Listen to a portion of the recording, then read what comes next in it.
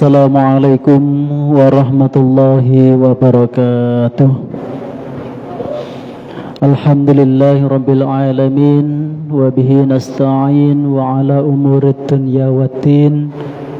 Wassalatu wassalamu ala asyrafil anbiya'i wal mursalin, sayyidina wa maulana Muhammadin wa ala alihi wa sahbihi ajma'in.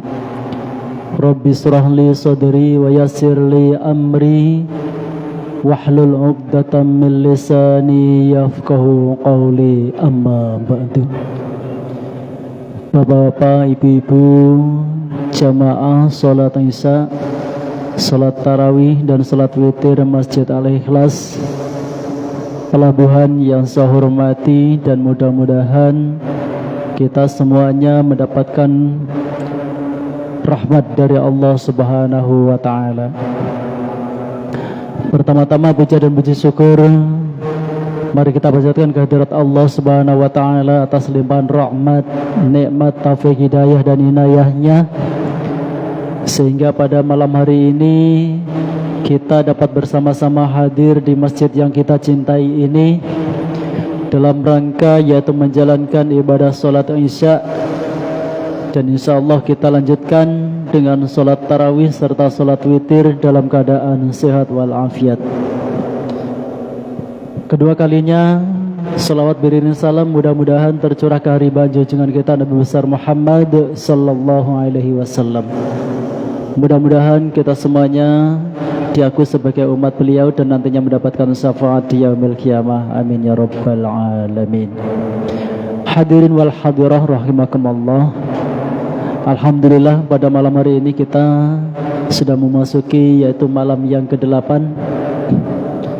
Mudah-mudahan kita senantiasa diberikan kekuatan oleh Allah Subhanahu wa taala dapat menjalankan kewajiban kita di bulan yang suci ini.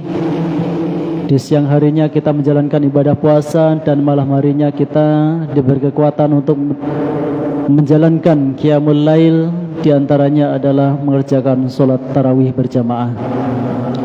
Semoga segala amal ibadah kita diterima serta mendapatkan keberkahan dan ridha dari Allah Subhanahu wa taala. Amin ya rabbal alamin. Hadirin wa hadirat rahimakumullah.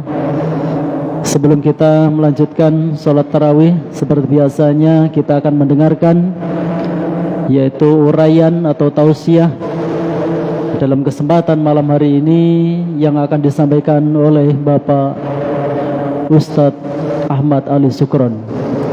Mudah-mudahan apa yang beliau sampaikan nanti akan memberikan tambahan ilmu kepada kita sekalian, sehingga dapat memberikan semangat kita dalam menjalankan ibadah di bulan suci Ramadan ini.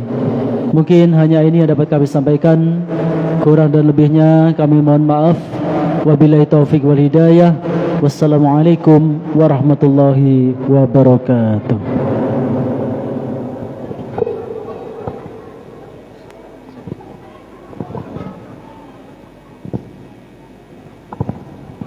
Assalamualaikum warahmatullahi wabarakatuh.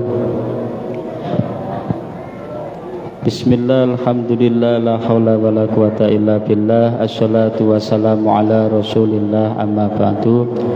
Kepada yang terhormat Bapak Ibu jamaah sholat Isya dan tarawih Masjid Al-Ikhlas Pelindu 2 Kota Bengkulu, yang mudah-mudahan senantiasa dirahmati oleh Allah Subhanahu wa ta'ala. Puji syukur bersama dengan ucapan alhamdulillahirabbil alamin. Salawat beriring salam dengan ucapan Allahumma sholli ala Sayyidina Muhammad wa ala ali Sayyidina Muhammad.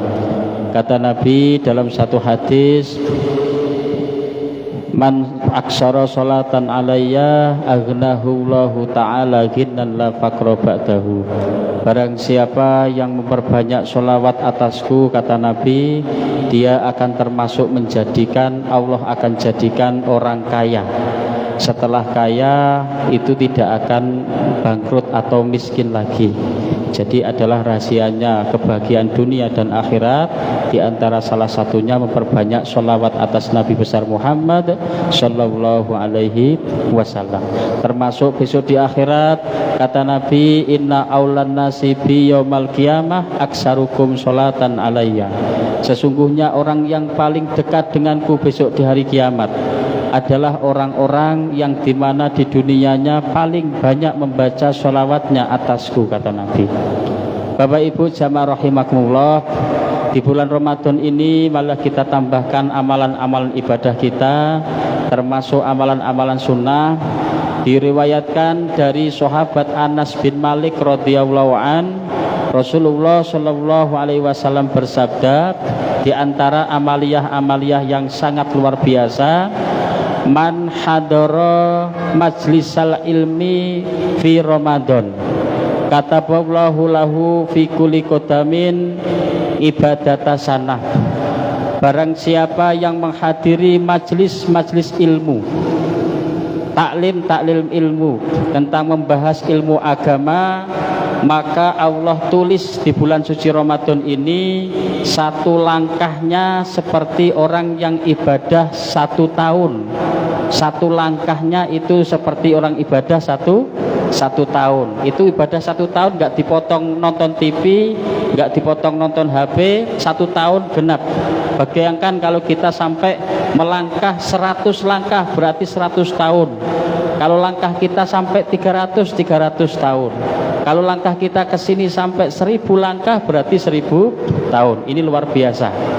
Dan juga kata Nabi, wakana tahtal arsi, wakana ma'ya tahtal arsi, dan orang tersebut itu akan bersamaku besok di bawah arsy-Nya Allah Subhanahu wa ta'ala. Ini yang pertama. Makanya penting majelis-majelis ilmu kita hidupkan di bulan suci Ramadan, termasuk sebelum tarawih kita mengadakan kultum. Ini termasuk pahalanya luar biasa. Yang kedua kata Nabi, waman dawama ala sholatil jamaah fi Ramadan. Barang siapa yang masih senang sholat jamaah di bulan Ramadan, maka banallahu ta'ala fi kulli raka'atin baitan minal jannah madinatan fil jannah. 1 rakaat dia melaksanakan sholat jamaah di bulan suci Ramadan, Allah bangunkan 1 gedung. Kalau kita 17 rakaat jamaah terus berarti kita punya 17 gedung. Nanti kita manennya di sana aja. Kalau di sini nggak akan muat dunianya. Ya, di sana aja. Gedung. Wa tamla'u nikmatallahi, dan Allah penuhi gedung-gedung itu dengan kenikmatan-kenikmatan dari Allah Subhanahu wa ta'ala. Akan penuh dengan kenikmatan di gedung itu. Entah urusan makanan, urusan suami istri dan lain sebagainya akan penuh dengan kenikmatan yang Allah sediakan di dalam 1 gedung tersebut. Apalagi nomor 3, mamin imro'atin tatlubu ridho zaujiha fi Ramadan. Tidaklah bagi orang perempuan atau seorang istri yang meminta ridho suaminya di bulan suci Ramadan. Nah, maka apa kata Nabi? Dia akan mendapatkan pahalanya Siti Asiyah dan Siti Maryam. Bagaimana caranya seorang perempuan itu termasuk pengen mendapatkan ridho suaminya? Ini ada satu hadis dari Siti Aisyah. Siti Aisyah itu istri Nabi pernah menawarkan buka puasa, tapi buka puasanya nggak pakai makanan. Jadi pakai Siti Aisyah. Ya Rasulullah, engkau pengen buka makanan atau buka dengan saya? Waktu itu ini Kanjeng Nabi mengiyakan, dan itu ada hadis sahih bahwa Rasulullah langsung berbuka dengan berhubungan sama Siti Aisyah. Ini pahalanya seperti pahalanya Siti Maryam dan Siti Asiyah. Siti Maryam itu ibundanya Nabi Isa, Siti Asiyah itu adalah istri Fir'aun. Jadi langsung dapat 2 pahala. Yang ibu-ibu, istri-istri pengen dapat pahala Siti Asiyah dan Siti Maryam. Besok ditawari suaminya, Pak, buka sama kola apa sama saya, gitu. Ya, insya Allah nanti pahalanya luar biasa. Perlu dicoba. Ya kalau bisa sholat maghrib dulu, nanti bablas maghribnya nanti. Ya, sholat maghrib terus bukanya nggak pakai makanan karena siang nggak disentuh. Ya nggak apa-apa kalau suami istri halal, bahkan dapat pahala besar kata Rasulullah. Oh, sekali-kali dipraktekkan. Bapak sudah praktek, dulu praktek. Sekarang banyak orang jadi malu. Apalagi banyak anak udah malu gini. Tapi sekali-kali dipraktekkan. Itu insya Allah nanti luar biasa pahalanya bagi seorang ibu-ibu. Nah, jangan ngomong-ngomong oh udah puasa-puasa risih lah mandi malam segala macam loh, malah salah. Malah justru ibadah yang paling penting itu ya, ibadah yang paling penting adalah ketika maaf ngomong ibadah suami istri itu paling penting. Apalagi kata Nabi, waman barro walidayhi fi Ramadan nadarallahu ta'ala bi'ainir rahmah. Barang siapa yang berbakti kepada kedua orang tuanya di bulan suci Ramadan, misalkan mendoakan kedua orang tuanya baik yang hidup dengan atau yang mati, Rabbighfirli wali walidayya warhamhuma kama rabbayani shaghira, atau ziarah makamnya ketika bulan suci Ramadan, mengirimkan Fatihah atau bersedekah atas kedua orang tuanya, atau di situ kalau masih hidup kita kirimkan sedikit rezeki kita, atau makanan untuk buka atau makanan untuk sahur, bahkan baju. Pokoknya bagaimana hati orang tua itu bisa senang di bulan suci Ramadan, kata Nabi, dia akan mendapati pandangan Allah dengan pandangan kasih sayang. Allah memandang dia bi'ainir rahmah dengan pandangan kasih sayang. Dan orang yang sudah dipandang dengan pandangan Allah dengan pandangan kasih sayang, kata Nabi, tidak akan pernah disiksa di dalam api nerakanya Allah. Disambung lagi hadis ini, wa ana kafilun fil jannah, dan aku yang akan menanggungnya urusan surga.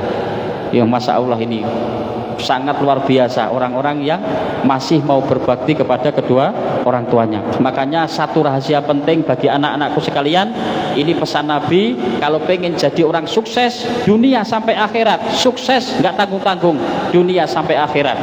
Nomor 2, punya anak yang soleh dan solehah. Punya anak yang soleh dan solehah. Nomor 3, anak-anaknya nanti juga menjadi orang yang juga sukses masalah urusan dunia dan akhirat. Apa kata Nabi? Cukup satu aja. Apa? Birrul walidain, berbaktilah kepada kedua orang tuamu. Maka kalau ada anak durhaka sama orang tuanya, yakin tidak akan sukses dunia akhirat. Tapi kalau ada anak mau berbakti kepada kedua orang tuanya, jaminan Allah akan sukses dunia sampai akhirat. Yang nomor selanjutnya adalah waman qada'a hajata akhihi qada'an wahidan qadallahu ta'ala alfa hajatin fil jannah.